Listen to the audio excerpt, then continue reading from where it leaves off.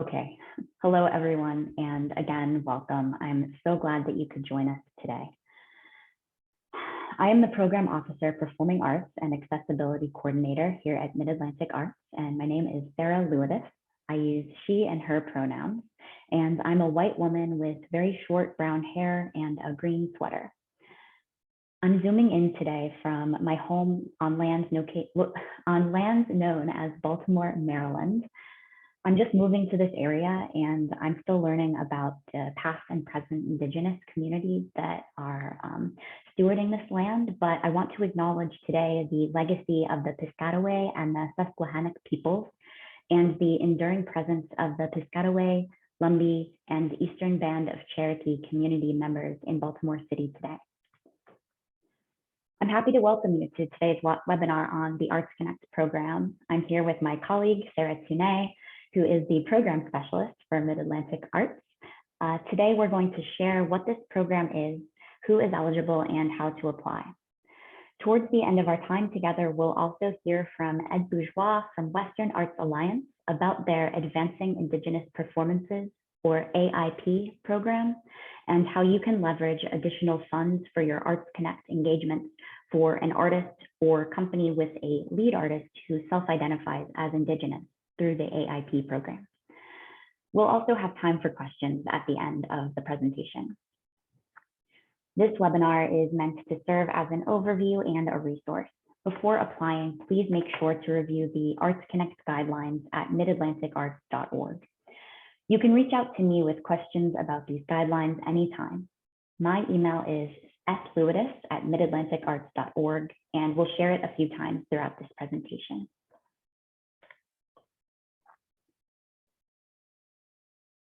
Before we get started, I want to share a little bit about MidAtlantic Arts. MidAtlantic Arts is one of 6 regional arts organizations, which are place-based nonprofit arts service organizations committed to strengthening America's infrastructure by increasing access to creativity for all Americans.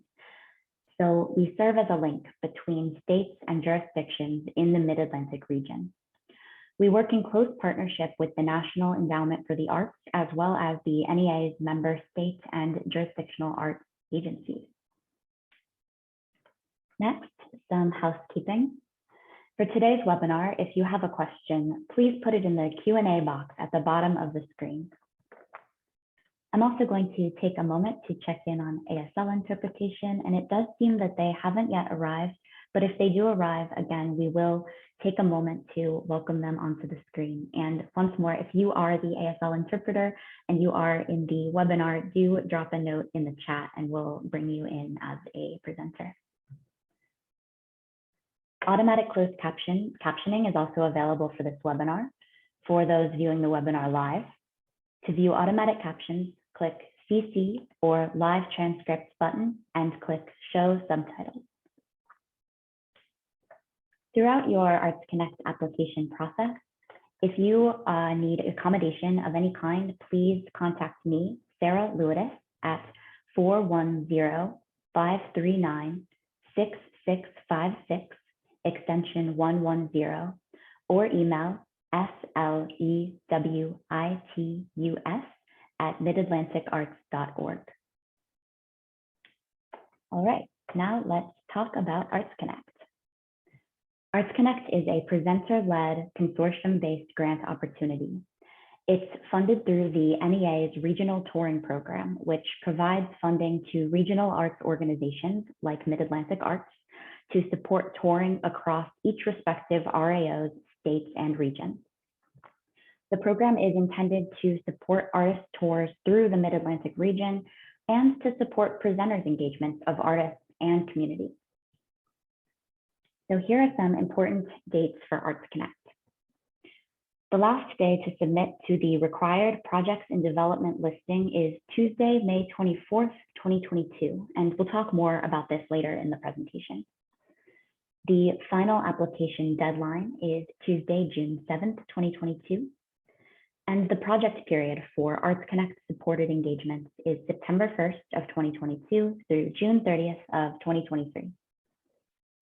I want to acknowledge that this is a relatively tight turnaround for this program. Transparently, I was hired about 2 months ago, and I've been working as quickly as I can while also working as mindfully as needed to get this program rolling and out the door for this upcoming program year. In future cycles, look out for a more spacious application timeline for this program. And meanwhile, I'd be really glad to talk with you about your feedback on the ArtsConnect rollout for this year or about anything else Mid-Atlantic Arts related. So let's talk about the consortium requirements for ArtsConnect. This program asks for a minimum of 2 presenting partners from 2 or more Mid-Atlantic region states or jurisdictions. This is an adjustment from past years when 3 presenting partners were required. This may not be a permanent adjustment to the program, but it is a response to the continued challenges of planning during the pandemic. We hope that the reduction of required presenting partners allows for increased access to this program in this cycle, resulting in more money distributed overall. The majority of presenters in a consortium, or at least 1 presenter in a group of 2, must have a minimum of 3 years of continuous history of offering multiple presentations by professional touring artists in a given season. 1 presenter in the consortium should be designated the lead presenter. That person does not serve as a fiscal conduit, but they do coordinate a bit more narrative response, and we'll look at what that is when we take a look at the application in just a moment. So presenter eligibility. ArtsConnect, as I mentioned, is a presenter-driven opportunity, which means that presenters must work together to engage each other, the artist or company they want to present in one consortium group. To be eligible for ArtsConnect, each presenter must meet all of the following criteria. They must be based in one of the states or jurisdictions of Mid-Atlantic Arts, which is listed here on screen. They must be designated by the IRS as a 501c3 nonprofit organization or be a unit of state or local government. They must be an organization that engages touring artists actively to perform for general audiences as a significant part of their activities, and they must be in good standing with Mid-Atlantic Arts at the time of application. I want to highlight another adjustment in response to the decrease in required presenting partners.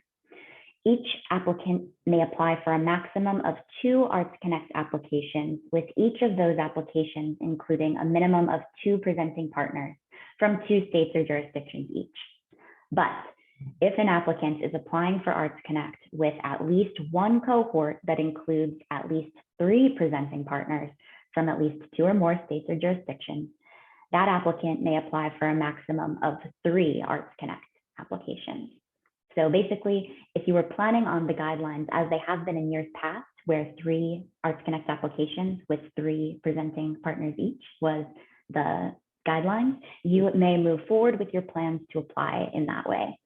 I'm happy to talk through your scenario if you have any questions about the required presenting partners and or the maximum number of applications you're able to submit in this round of ArtsConnect. The following are not eligible for funding through ArtsConnect. First, a producing organization that solely creates work or assembles artists to perform as an ensemble for performances. So if you primarily present your own work, you're likely not able to present that work with support from ArtsConnect. You can reach out to me if you have any questions about whether this applies to you. We also don't fund fundraising events or performances primarily serving a non-public audience. In your ArtsConnect application, you can request 50% of the negotiated artist fee up to $10,000. That negotiated artist fee must be listed in the countersigned agreements between presenter and artist, which we'll talk more about later. You can also request a presenter capacity support of up to $2,000, and I encourage you to check out the ArtsConnect guidelines for more details about what is eligible in this category. It's important to note that all grants from Mid-Atlantic Arts must be matched on a one-to-one basis with non-federal funds, meaning that if you were awarded $5,000 from Mid-Atlantic Arts through ArtsConnect, you would need to match that funding with another $5,000 for a total project budget of $10,000. That match could come from ticket sales, individual donations, other foundation fundraising, or other non-federal funding sources. And we'll take a look at the budget more closely when we look at the application. So what is required in terms of programming for each proposal? Here is what we ask from each applicant. First, at least one performance that is open to the general public. Next, at least one community engagement activity. And I want to note that there are lots of ways to define community engagement activities.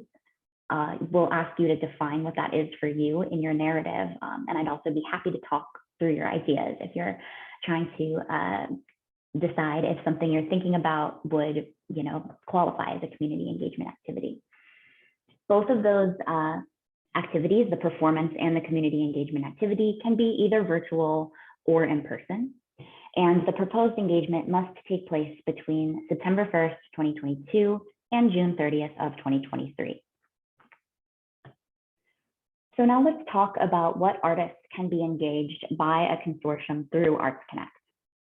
Again, this is a presenter-led application, so artists are not eligible to apply directly. But as a presenter consortium is thinking about which artist or company they'd like to apply for support to present, they must keep these requirements in mind. First, the artist can be based anywhere in the US or around the world. ArtsCONNECT is not a roster program. The same artist must be proposed for the entire consortium, but that artist does not need to present the same work, nor does the tour need to be contiguous between each presenting venue.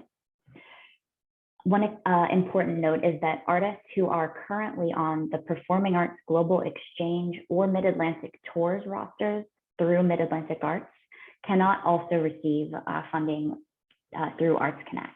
So that applies to a relatively small number of artists, and those rosters are listed at MidAtlanticArts.org. But feel free to reach out to me if you have a question about whether an artist is included on one of those rosters. So an important part of ArtsCONNECT is the projects in development listing. This listing is required, and so all cohorts submitting an application for ArtsCONNECT must post that artist or company that they plan to engage on the projects in development listing page. The reason for the projects in development process is that it gives potential applicants who may not know who they want to engage in terms of artists through the ArtsCONNECT program, the opportunity to reach out to presenters for projects already in development so that they might join a consortium that's already in progress. The project in development listing is required, as I mentioned. Submissions are due May 24th of 2022, and we do encourage presenters to submit as early as possible. This year, we made a concerted effort to streamline the submission process for the projects in development listing. You can access the listing through MidAtlanticArts.org. And now we're going to take a look at the listing so that you can see what it looks like from the inside. So I'm going to switch my screen share here.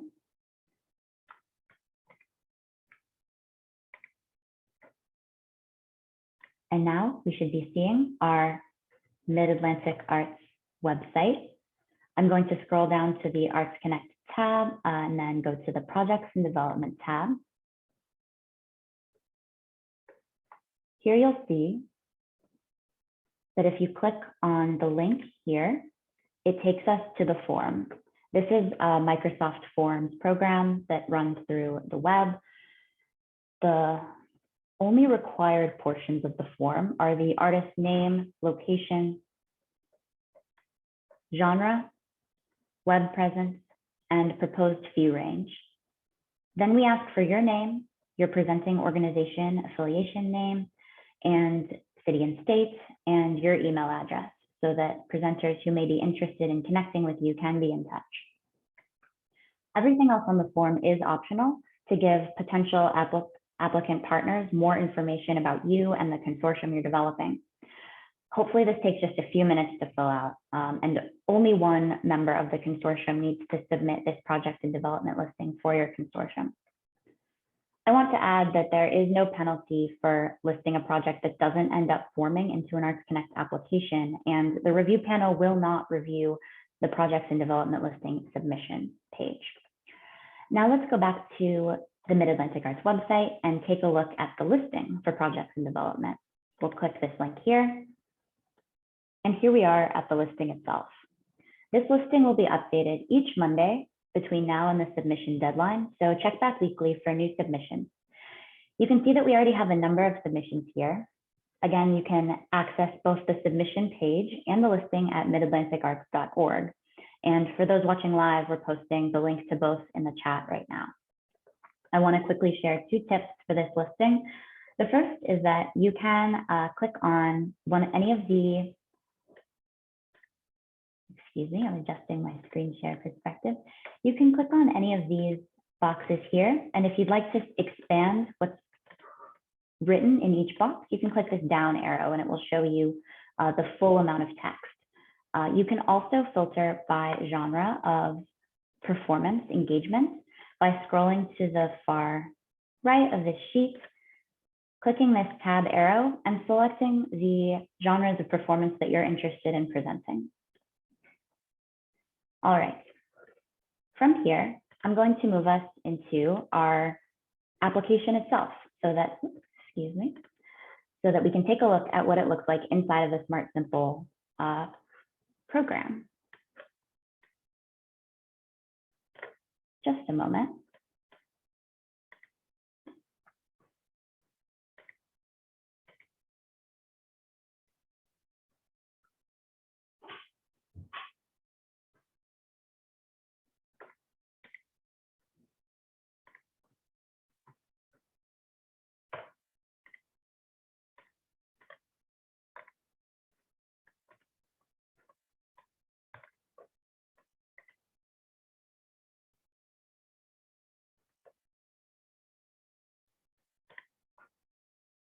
All right, thanks for your patience. Here we are at Mid-Atlantic Arts Smart Simple page. Mid-Atlantic Arts has recently switched our online grants program from eGrants to Smart Simple. So if you've applied for ArtsCONNECT or any of our programs in the past, please keep in mind that your application process is going to be different than it has been in the past. To apply for ArtsCONNECT, first visit midatlanticarts.smartsimple.com. It'll take you to this page. I'm going to log in with my test account so that you can see how it looks when you go to apply for ArtsCONNECT. Here we go. Now we're inside of the portal. To start your application, click Funding Opportunities under Available Applications. You'll see that we have 4 funding opportunities available now. And I also want to take a moment to welcome Dawn. Thank you for being here as our ASL interpreter today. All right, so we are going to scroll down to ArtsCONNECT. And if you are going to start a new application, you would click the purple Apply Now button to begin. If you've already begun your ArtsCONNECT application, I'm going to show you how to get back into the application. You'll go back to the home screen. And then you'll scroll down to My Applications and click In Progress. I have 2 applications open right now. We're going to select ArtsCONNECT and open it up. This is what the application looks like when you are inside. The first page auto-populates with organizational information that you'll input when you create your Smart Simple account. Next, under Project, you'll share basic information about the project you're proposing for ArtsCONNECT. This is the tab where you'll share whether or not you are the lead presenter for the ArtsCONNECT grant application consortium that you're applying with. The lead presenter should select yes on this page. And when they do that, new tabs auto-populate with the lead presenter question. So you can see at the top here, we have lead presenter summary. If I toggle down to no, that goes away. We're going to keep it as a yes so that I can show you what that looks like when we get there. Another important note is that each presenter must upload a countersigned agreement with the artist or company you are proposing to present through ArtsCONNECT. That letter gets uploaded on this page. After completing each page, I encourage you to hit Save Draft at the bottom of the page here. That will make sure that your work is saved as you go. The narrative questions are next, and these questions are available to view on MidAtlanticArts.org. I recommend that you draft these in another document and copy and paste them into the portal. You can save your work in the portal, but just in case your internet skips if your internet skips while you're drafting the narrative, it is a good bet to draft the answers in a separate document and then copy and paste them when you're done. Next, we have the Project Activities tab. This is where you'll give us an overview of all of the programmatic components of your proposal. Per the guidelines, make sure that you include at least one public performance and one community engagement activity here. To add a project activity, click this purple button, the plus sign here. Next, fill in each piece of information on the form. Once you've completed all of this info, at the bottom, you will click Add to Application down here. It will ask you if you're sure when you're doing this, and you should click yes. And then you may need to save draft again in order to see the activity listed on your application. For now, we're going to exit out of this. And once you've hit Save Draft, this is what the activity will look like. It will show up down here as a list. If you need to edit the activity, you can do so by scrolling to the far right of the screen and hitting Open on the activity. This will give you the opportunity to edit or delete the activity. Next, we're going to the lead presenter summary. Again, you will not see this page on your application if you select No on the lead presenter question. The first lead presenter page, we're asking about the cohort, including the number of presenters represented, the name of the ensemble, and information about the artist and their agent, if applicable. On the second page, we ask for 2 additional narrative questions that focus on the artist and their work. On the third page, we ask for work samples. These should be submitted as URL links. These links can be in any format that includes a URL link, but do make sure that if the link is password protected, you include that in your application. Next, we'll move on to the budget section of the application. Here's where you let us know what your budget is for this project. You might use a different template or budgeting method internally for your project, but please adapt that budget to fit the categories that we've outlined here. You can apply for up to 50% of the proposed artist fee up to $10,000 plus eligible expenses up to $2,000. And this form will auto-populate with what you're able to apply for based on what you enter in the form. So for an example, let's say the negotiated artist fee for the project I'm proposing is $6,000, which I've put in here. And that other eligible expenses, which you see listed here, come to $4,000 total. You'll continue filling out other project expenses, and then you'll fill out your income, what you think you'll make at the box office, any other earned or contributed income plus donations. Then down here under grant request, you'll see that the form has auto-populated what I'm able to request based on what I put in for my expenses. A really important note here is that the form will not auto-populate until you fill out your expenses and then hit Save Draft. Once you'll do that, you'll see that it auto-populates with the maximum you're eligible to apply for. If you need to change that, you can always readjust your expenses and hit Save Draft again, and it will adjust. So since my artist fee was $6,000, it's showing me that I can apply for a maximum subsidy request up to 3. And since I had more than $2,000 in eligible expenses, other than the artist fee, it's showing that the maximum presenter capacity support is $2,000. That's the ceiling of what you're able to request.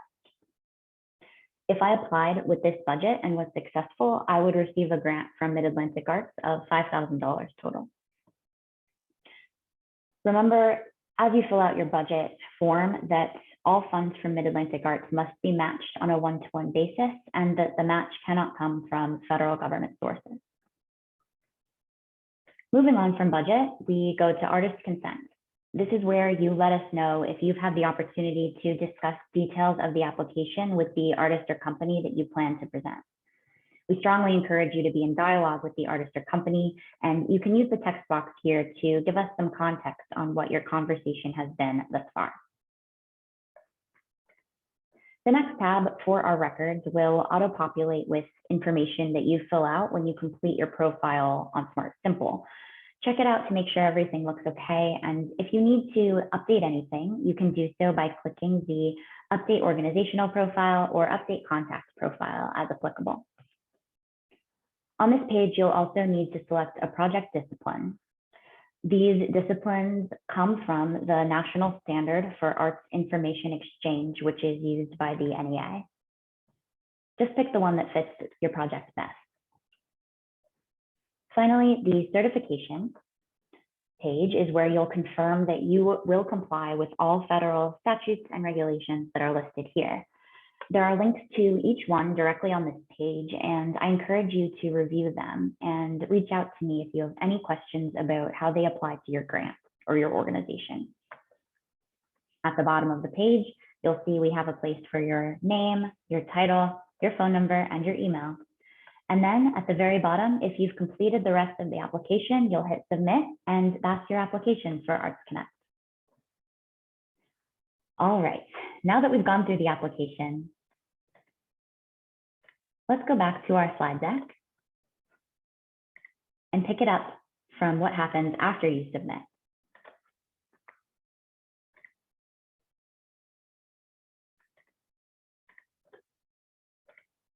After the application submission process, staff will review your application for eligibility issues, and you'll be contacted if we have any questions. Then applications with support materials are sent to panelists who evaluate the application against the program criteria, which we'll look at on the next slide.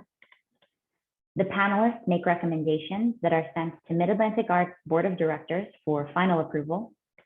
And then applicants will be notified of their selection status via email in August of 2022. The review criteria includes mission impact, artistry, community benefit, and access. The guidelines have more information on each of these criteria points, and I encourage you to review them and consider how your application, including your narrative and your listed project activities, addresses each of these criteria. ArtsCONNECT applications will be adjudicated in 2 tiers: projects with consortium average artist fees at or under $8,000, and another with consortium average artist fees above $8,000. By adjudicating in 2 groups, we create space for projects with smaller artist fees to be adjudicated next to projects with similar fees, and vice versa for projects with larger artist fees. This creates more equity in the grant disbursement overall, in particular making sure that ArtsCONNECT funds are available to projects with smaller artist fees. If you're applying for more than one ArtsCONNECT project, each application will be adjudicated separately in the tier applicable to the cohort's average artist fees. Regarding award notification, applicants will be notified of the status of their proposal by August of 2022.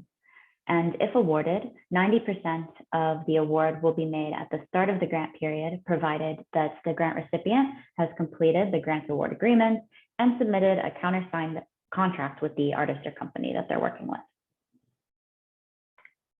Once again, here are the important dates and deadlines for ArtsCONNECT. The last day to submit for projects in development is Tuesday, May 24th, 2022.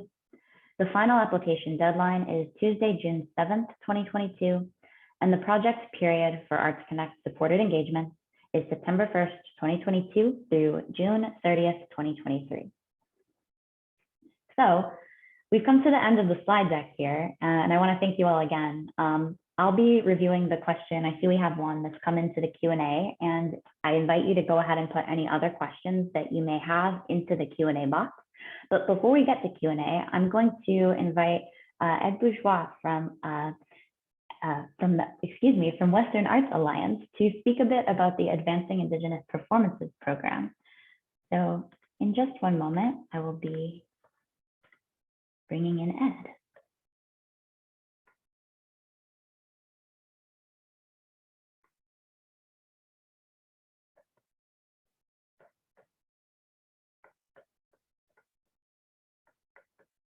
All right, and it seems that we actually may not have Ed here with us, but I am happy to share what I know about this program, which is a really, really terrific opportunity. If you are applying for an ArtsCONNECT grant to present an artist who self-identifies as Indigenous, or a company with a lead artist who self-identifies as Indigenous, you may apply for matching funds to ArtsCONNECT through Western Arts Alliance's Advancing Indigenous Performances, or AIP Touring Fund program. The amount of award varies based on each proposal, and it may not be the full 50%, depending on how many applicants the AIP program receives this year. But it is a really, really incredible opportunity to get some additional direct support to fund an engagement with an Indigenous artist. Ed Bourgeois at Western Arts Alliance is the program manager for this program.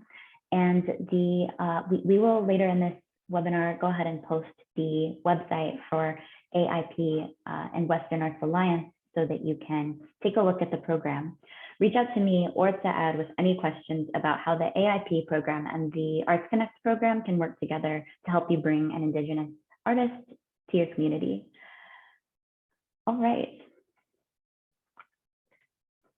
So I'm going to go ahead and open up the questions here. And I see that the question is, do community engagement activities also need to be open to the public? That's a really good question. And the answer is no. They do not need to be fully open to the public. For example, a performance would need to be open so that anybody who might be interested in your community can join.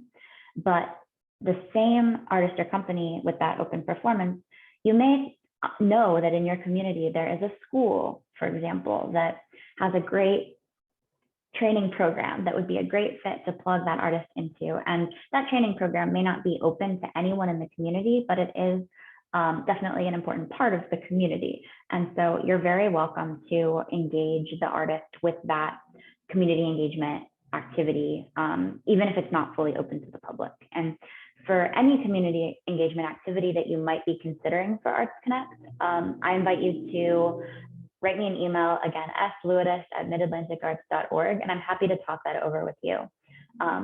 The short answer is that almost anything that you feel engages your community counts for this program, for this portion of the program. And so definitely think broadly and expansively about what that could look like, and reach out to me if you have any questions at all. So I'm going to stay on the line here. That was the only question we have so far. I'll be here for a little while longer. Oh, yeah. Somebody put a question in the actual chat. Great. You can see that. Thank you, Sarah. I'll take a look at that. Welcome. This is a great question. Can you list an artist or performance before you form a consortium, or do you have to have two presenters for the same artist before you list? You can absolutely go ahead and put something on the project and development listing before you have your consortium formed. In fact, that's a great way to try to find more people to connect with. So I really encourage you to do that. Again, you are not penalized if that listing does not end up forming into an ArtsCONNECT consortium, and the review panel is not going to review the projects and development listing. So definitely go for it, put it on up there. And you can also put in the notes or other information section that you are in particular looking for other presenting partners to join your consortium. And I'm seeing some other questions in the chat. Open to the public does not necessarily mean a free event. It can be a ticketed event, correct? As long as the general public can purchase the ticket, just making sure. You're right. The performance does need to be open to the public, meaning that anyone could attend. It does not necessarily need to be a free event. So if you're presenting space does ticketed programming, that is fine in terms of qualifications.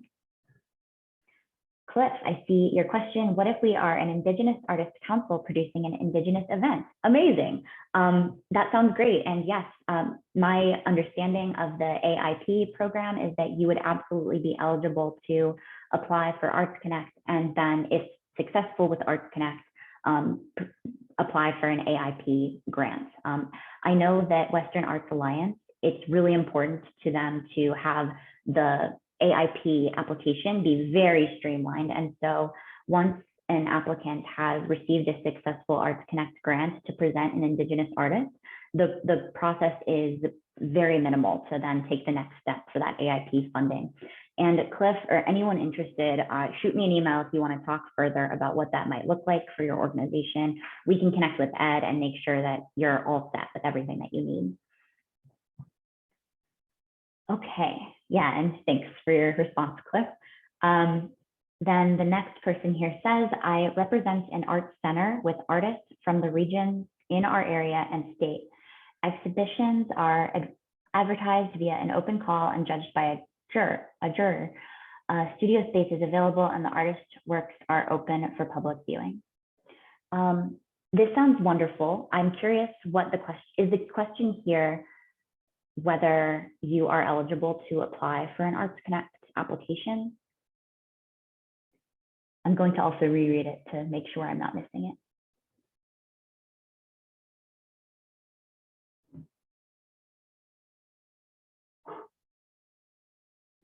So I'll go ahead and say that this person, it sounds like, could potentially be, okay, great, thank you for confirming. Yes, you could potentially be eligible to apply for ArtsCONNECT. You would still need to find at least one presenting partner in another state or jurisdiction in the Mid-Atlantic region to partner with to present the same artist or company. You would not necessarily need to present the same work of that artist or company, but within the project period, which again is September 1st of 2022 through June 30th of 2023, you would need to present the same artist during that time period, and each of you would need to do one public performance and one community engagement activity at least. You can always do more than that as well. But what you described with your programming does seem to be applicable.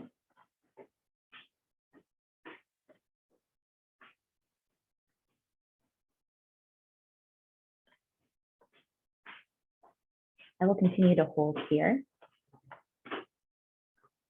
Oh, and I see a question from the chat. Has Mid-Atlantic considered that artists of color and BIPOC entities that serve may find your presenting eligibility requirements especially challenging? I thank you for that question. And the short answer is yes, we have considered that. I am relatively new to this role. I've been in this position for about 2 months. And so a part of my onboarding has been understanding how and why these presenting eligibility requirements exist. I'll say from what I know so far, a lot of it has to do with requirements from the funding we get from the NEA through that regional touring program money. What I'm interested in is how can we reinterpret that, or what are the ways that we can create criteria that are a good fit for a broader spectrum of our geographic community that Mid-Atlantic Arts serves. Transparently, in my 2 months, I haven't gotten very far with that question, and I wanted to prioritize getting the application out into the world for this round, rather than taking a deep reinvigoration of the guidelines. So the guidelines for this year are almost identical, excuse me, the eligibility criteria is almost identical to what it has been in years past this year. But I would invite, and in fact, be really grateful for the opportunity to talk with you or anyone who has ideas about the eligibility in the Mid-Atlantic Arts ArtsCONNECT program or any of our programs to talk with me. I would really love to have a dialogue about that. I acknowledge that that is labor also. And so if that poses a challenge, let me know about that and we'll see what we can do there, because it's all the work, we're all in it. And I acknowledge the kind of position that I'm in now to leverage some change. And so I want to do that, but I need community buy-in and support to do that. So the next question here is, do you accept proposals for visual and digital art presenters? It's a good question. This program is, again, funded through that NEA regional touring program, which funds touring presentations, so performing arts. That being said, performing arts can look a lot of different ways, and many artists are working in a multidisciplinary way. So if your visual or digital art presentation is in combination with some kind of performative component, I would encourage you to read through the guidelines first and see if it feels like there's a way in there. Or if you're not sure, set up a time to talk with me, shoot me an email, and we will talk about it and see if and how we can make it work.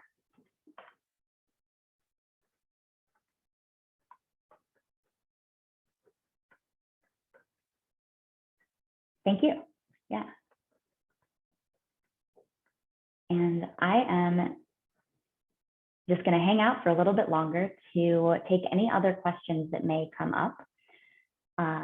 If you need to drop off or want to drop off, I want to thank you again so much for being here. And again, I really want to invite you to be in touch if you have any questions about this program. And please spread the word to your colleagues or friends in the field, other presenters who might be interested, and even to artists. Artists can't apply directly to this program, but if there's artists that you know of who might have some conversations with presenters in process in the field, let them know to let their presenters know about this program, and I'll tell them as much as I can, as much as I've told you today, about how they can think about leveraging ArtsCONNECT support to present that artist. So thank you again, and it's been really, really great being here. Again, I'm going to stay on the line for 5 more minutes to answer any additional questions. Oh, and we have one now, great. Forgive me if I missed this as I had trouble connecting, but will we receive the slide deck and recording? If so, when? You will be able to access the slide deck and recording through MidAtlanticArts.org. It'll be up in about a week. So by the end of next week, it will definitely be up, hopefully sooner, but just check out MidAtlanticArts.org and then go under the ArtsCONNECT tab. I also want to highlight that if you are a presenter in DC, West Virginia, the US Virgin Islands, or Delaware, you can also check out our Special Presenter Initiatives grant, which is open now too. We just had our webinar for that program yesterday, and that webinar is going to be live on our website next week as well.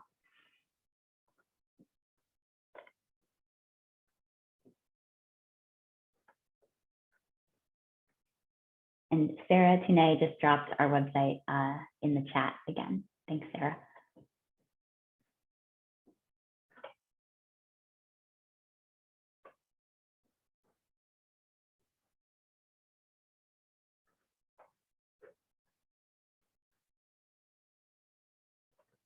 All right, and again, I'm just going to hang out until 3:50 or so for any other questions that might come up. But if you need to drop off, feel free to do so.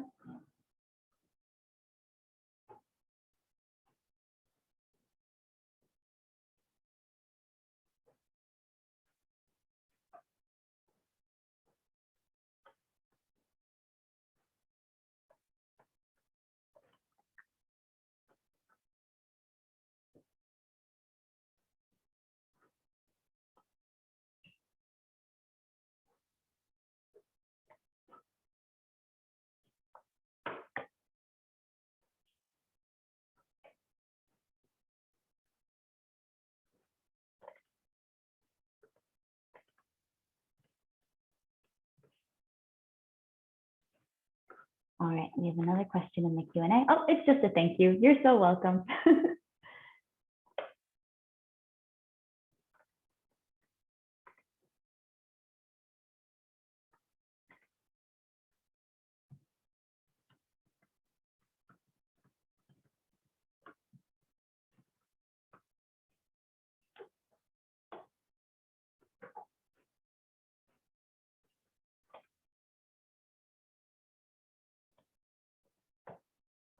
Thank you, Amanda.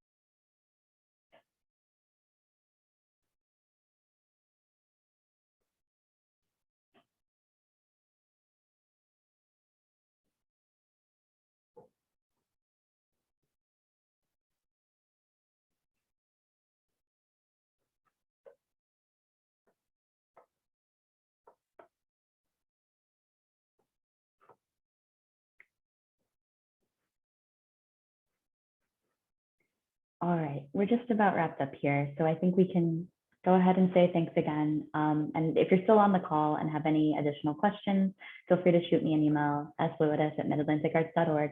And I hope you'll apply for ArtsConnect. Thank you, Dawn, so much for your interpretation. And we look forward to being in touch with everybody. Thank you. Take care.